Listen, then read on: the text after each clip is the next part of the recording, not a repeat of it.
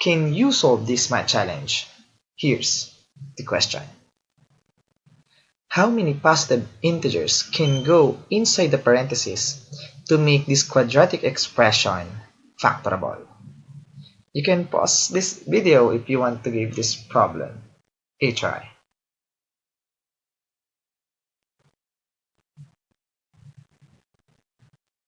And now, let's answer this question together.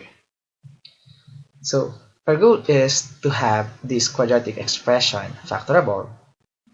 And also, this question mark must be a positive integer. So let's have these key points. So we know we need to make this expression factorable, and we also know that this question mark must be a positive integer. Now to answer this question, we will use the quadratic formula. We have negative b plus or minus square root of b squared minus 4ac all over 2a, wherein the value of a in this quadratic expression is 1, b is negative 10, and c is unknown, so let's have c, or unknown, stay as c. Now let's replace all a with 1, and then all b with negative 10. Now let's simplify. Negative of negative 10 is positive 10, and negative 10 squared is the same thing as 10 squared, or 100. Now, seeing this quadratic equation, to make this factorable, this 10 squared minus 4ac must be a perfect square, or this is called the discriminant. Now, this expression 10 squared minus 4c must be a perfect square to cancel out the square root, and also 10 squared minus 4c must be a multiple of 4. Why?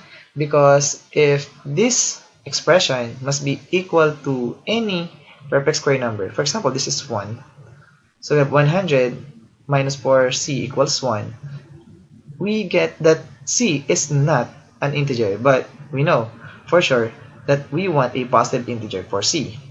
Therefore, to make this happen, 10 squared minus 4c must be perfect square, also must be a multiple of 4.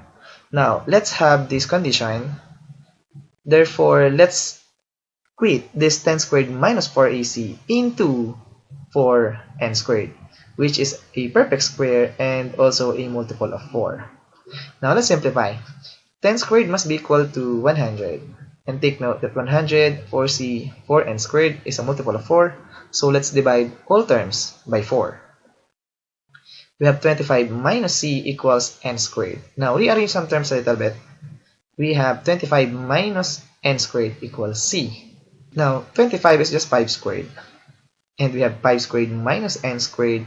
And now we can factor this using difference of two squares. If we do that, we get 5 minus n multiplied by 5 plus n. This is the value of c. Now, the next question is, what is the value of n? Now take note, c must be a positive integer. Therefore, this n cannot be equal to 5, cannot be equal to 6, and so on and so forth. But this n can be 4, because 5 minus 4 is 1, can be 3, can be 2, can be 1, or 0.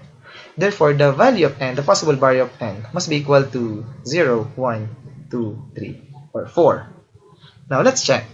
What will happen if n must be equal to 0? Let's see if this works.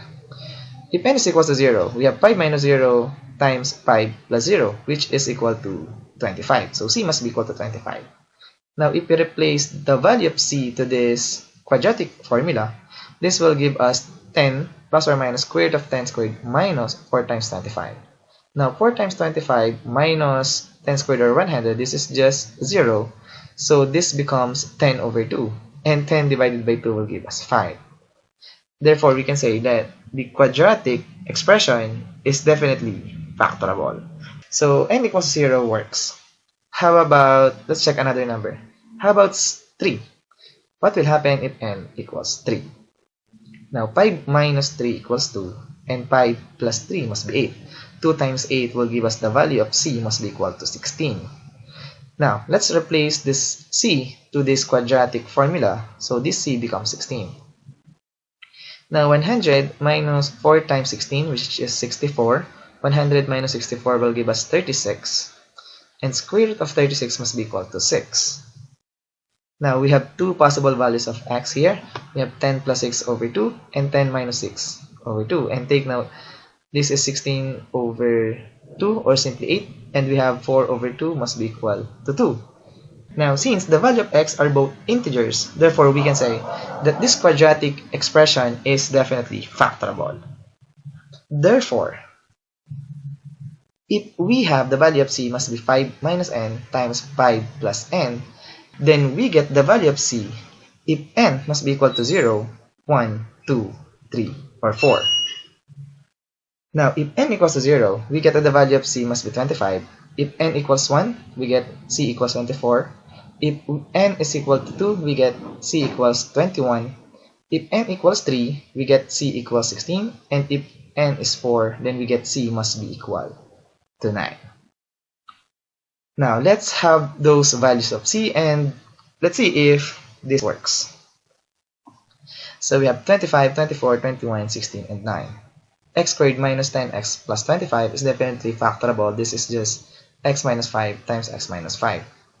The second quadratic equation, this is x squared minus 10x plus 24, is also factorable. This is just x minus 6 times x minus 4.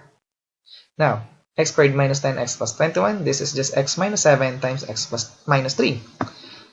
Fourth equation, x squared minus 10x plus 16, this is just x minus 8 times x minus 2. And on the last one, this is just x minus 9 times x minus 1. Therefore, all of this quadratic expression is definitely factorable. And going back to our question, the question is how many positive integers can go inside the parentheses to make the quadratic expression, this quadratic expression, factorable. And we know that we have 5 of them. Therefore, our answer must be equal to 5. And as always, we are done.